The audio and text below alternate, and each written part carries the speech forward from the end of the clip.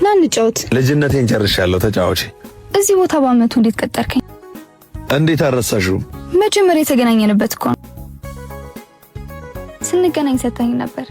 የዛሬው ደግሞ እናስመልክቶ ነው መለያየታችን። ለምንድን ነው የምንለያየው? ይብቃል። እሺ ይሄን ሁሉ ጊዜ ሳልወድሽ እንደምወድሽ እያስመሰልኩ ስለቆየው ይቅርታ። እኔም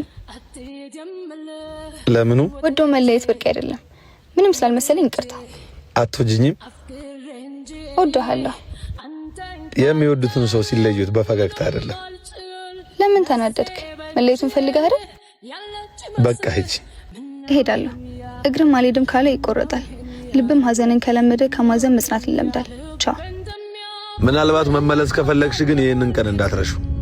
አታስብ፣ አልመለስም። በቃኝ ስትል አብቅቻለሁ። ከኔ ብቻ ለሆነ ፍቅር ማዘን ሳይሆን መደሰትን ጀምሬያለሁ።